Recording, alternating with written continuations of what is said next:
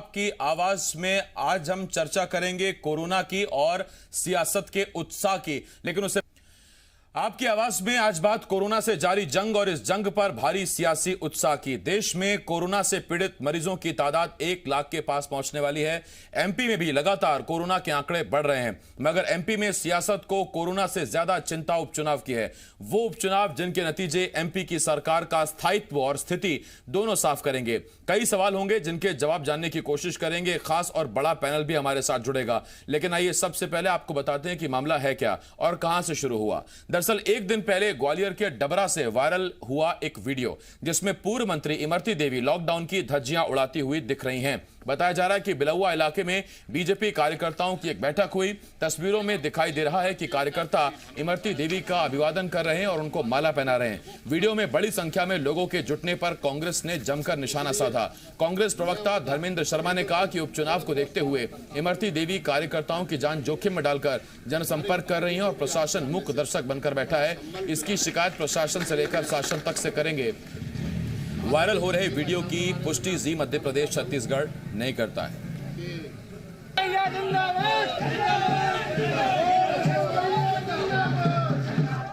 डबरा विधानसभा के बिलौआ में भाजपा के नए अध्यक्ष बने कौशल शर्मा के स्वागत के दौरान पूर्व मंत्री इमरती देवी और उनके सहयोगी मोहन सिंह राठौर जी द्वारा लॉकडाउन के नियमों की सरेआम धज्जियां उड़ाई गई। ना तो सोशल डिस्टेंसिंग का ख्याल रखा गया, बल्कि यही नहीं, उनके स्वागत के दौरान ढोल और नगाड़े भी बजाए गए।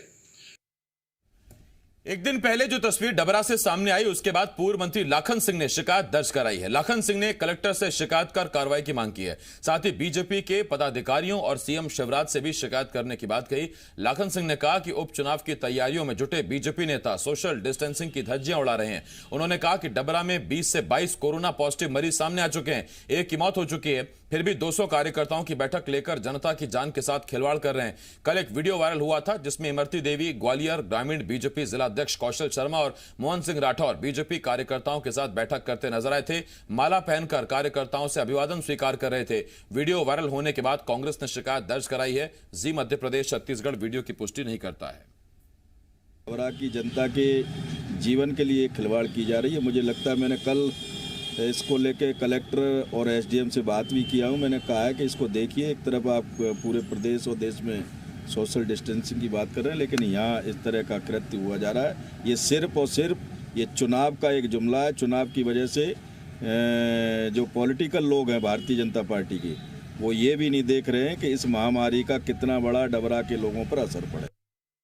अब जरा दूसरी तस्वीर आपको दिखाते हैं। सावेर के कई कांग्रेस नेताओं और मंत्री तुलसी सिलावट के समर्थकों ने बीजेपी ज्वाइन कर ली, मगर बड़ी बात यह है कि नेताओं ने सावेर से नहीं बल्कि सावेर से भोपाल तक का रास्ता तय किया और भोपाल पहुंचकर बीजेपी ज्वाइन की। इसके बाद अब जुबानी जंग तेज हो गई है। पूर्व मंत्री और कांग्रेस विधायक पीसी शर्मा ने कहा कि जब देश की जनता लॉकडाउन का पालन करते हुए घरों में बंद है, ऐसे में नेता एक पार्टी छोड़कर दूसरी पार्टी में शामिल हो रहे हैं। वहीं बीजेपी के प्रदेश अध्यक्ष वीडी शर्मा ने कहा कि सिर्फ 6 नेताओं को सदस्यता दिलाई गई है, जिसमें सोशल डिस्टेंसिंग का पूरा ख्याल रखा गया है।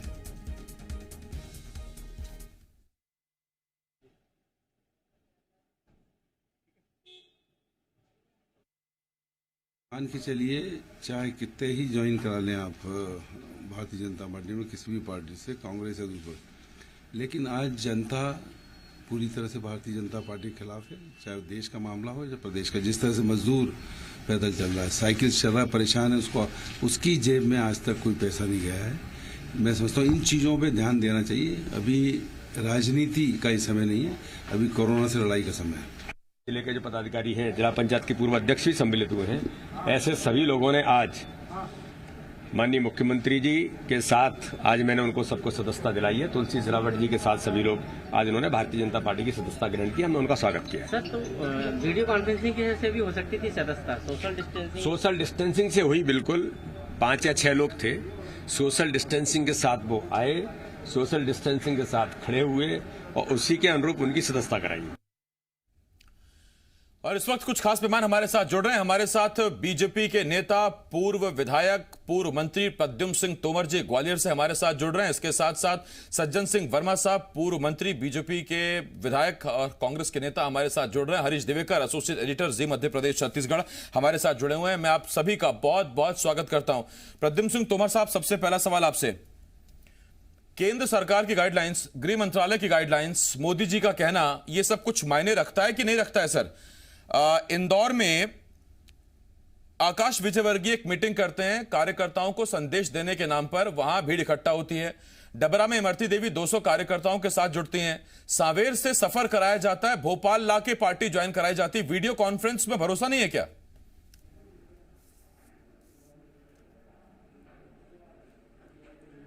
देखिए, मैं आपसे ये कहना चाहता हूं, आरोप प्रत्यारोप लगाना बहुत सरल काम है। हमने वहाँ पे जो सावेर से हो सदस्यता के लिए, भाई एक एक आदमी तो जा सकता है। अगर 20 आदमी हैं तो 20 आदमी अगर 3-3, 4-4 फुट की दूरी पे बैठ रहे हैं तो 20 आदमी की तो बैठक हो सकती है ना, मेंबरशिप ले सकते हैं ना। आप ये बताइए, आप लोगों ने कभी इस बात पे प्रश्न किया कि राहुल जी मजदूरों से मिल रहे हैं, वो कितने लोग बैठे हुए हैं? इस पे आपने कभी प्रश्न किया? प्रद्युम्न सिंह तोमर साहब, सोशल डिस्टेंसिंग कौन तोड़ रहा है? ठीक, आप बोलिए सर। कौन इसको? तो मेरा ये कहना है कि हम लोग तो, सरकार इस बात के लिए चिंतित है और इस समय राजनीति करने का समय नहीं है। इस समय कोरोना वायरस एक महामारी है, इससे हमको जंग लड़नी है और जीतनी है। हम रहेंगे, सब लोग रहेंगे तो राजनीति करेंगे, नहीं रहेंगे तो राजनीति कहां से करेंगे?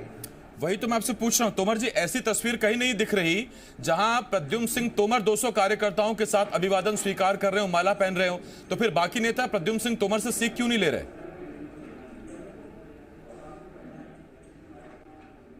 नहीं, मेरा ये कहना है कि बाकी लोग भी, मैं ये नहीं कह रहा कि मैं ही सारे अच्छे काम कर रहा हूं। मैं आपसे सिर्फ कहना हूं, और कहीं कोई बात मेरे नजर संज्ञान में नहीं आई है और होगी भी तो हमारे प्रदेश के यशस्वी मुख्यमंत्री शिवराज सिंह जी, हमारा सारा नेतृत्व, राष्ट्रीय नेतृत्व, हम उन बातों का सम्मान करेंगे और अगर कहीं कोई कमी होगी तो उसमें सुधार करेंगे। सज्जन सिंह वर्मा साहब, चुनाव की चिंता है, वीडियो कॉन्फ्रेंसिंग पर भरोसा नहीं है, या भोपाल आकर सीधा जब दफ्तर में हाजिरी लगाओगे, गीता पर कसम खाओगे, तब भरोसा होगा?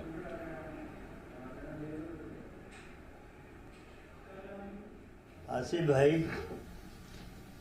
अब जिनकी रगों में गद्दारी का खून हो तो बीजेपी उन पे भरोसा नहीं कर रही है, इसलिए सामने बुला के सदस्यता दिला रही बात है।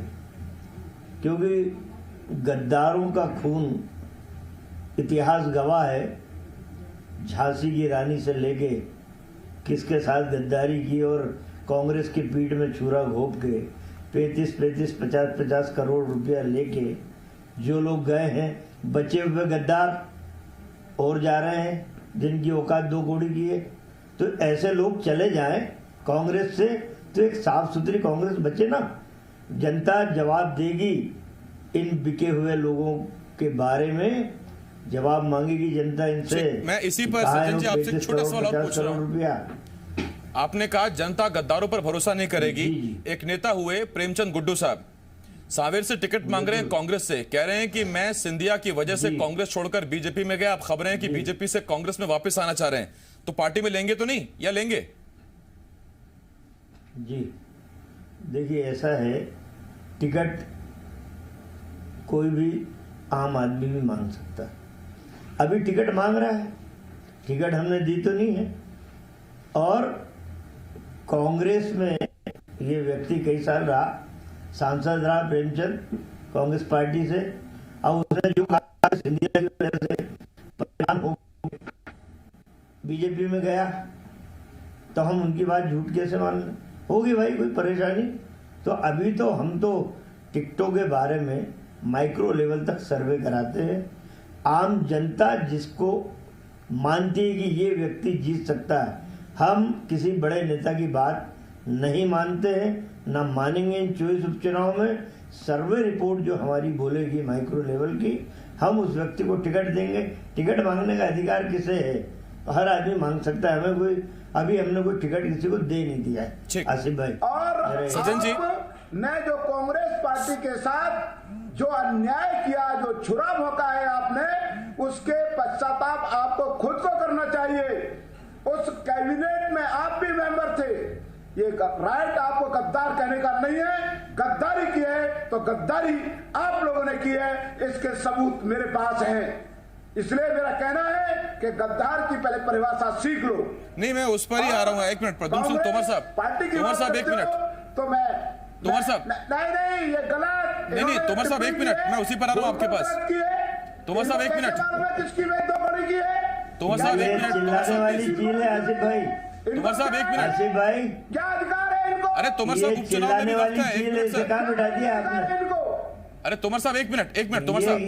सज्जन सिंह वर्मा साहब, मेरा आपसे एक चिल्लाने सवाल, वाली चील को ये कहाँ जो कह बिठा रहे हैं कि दिया माइक्रो सामने? लेवल की हम सर्वे कराएंगे, तो मैं आपसे पूछ रहा हूं कि जिस भाषा में आप कह रहे हैं गद्दारी, तो ये गद्दारी की परिभाषा एक ही रहेगी या माइक्रो लेवल के सर्वे इस गद्दारी की परिभाषा को बदल सकते हैं?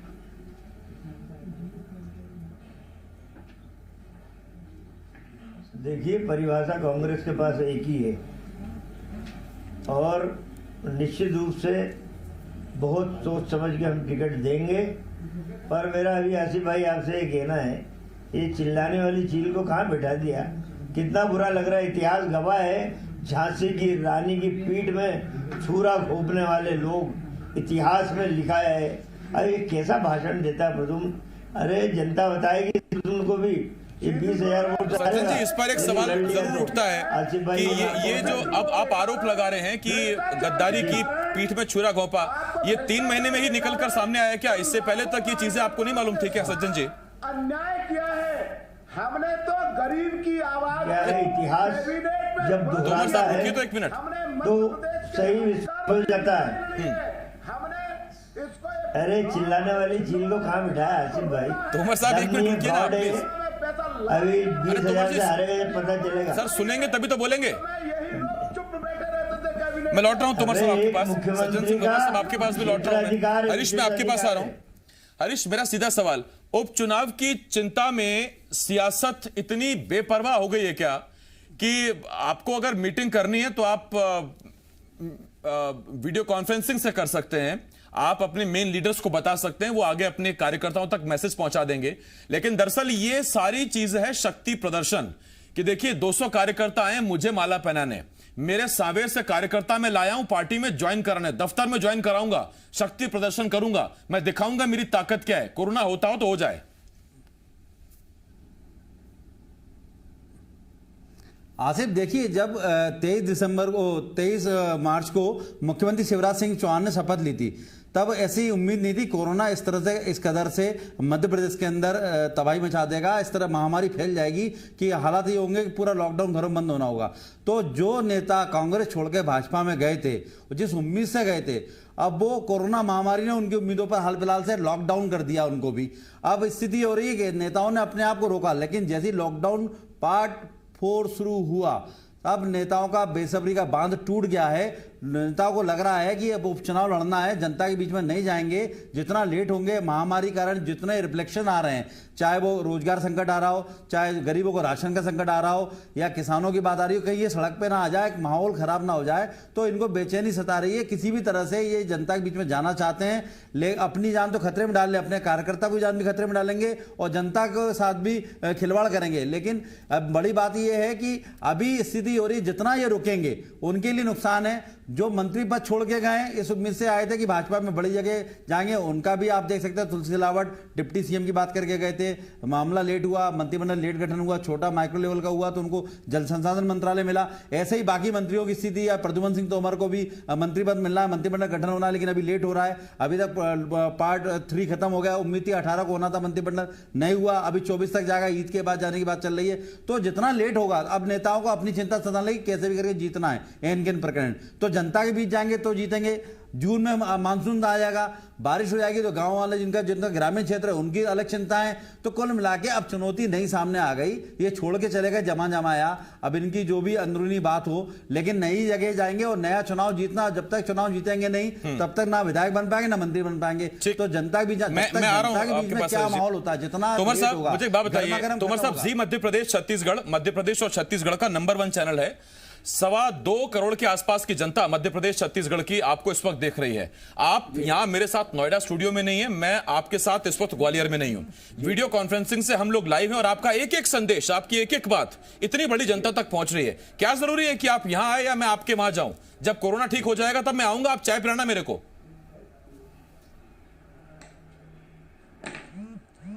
देखिए आदरणीय, मैं आपसे ये बात करना चाहता हूं कि ये किन परिस्थितियों में हुआ है उसका मुझे भान नहीं है। हम खुद ये कह सकते हैं और हम कह रहे हैं कि पूरे प्रदेश में भारतीय जनता पार्टी ने इस आम जनता के हित के लिए लॉकडाउन का समर्थन ही नहीं, उसको क्रियान्वयन करने में सहयोग दिया है। आज कुछ अगर एक आध जगह कोई अपवाद हुआ होगा जो मेरे अभी संज्ञान में नहीं आया है, उसको भी ठीक किया जाएगा। पर आप एक बात कहिए, हम इस बात को, आपने कहा मंत्रिमंडल, ना तो हमारा कोई सौदा भारतीय जनता पार्टी के साथ हुआ। ठीक,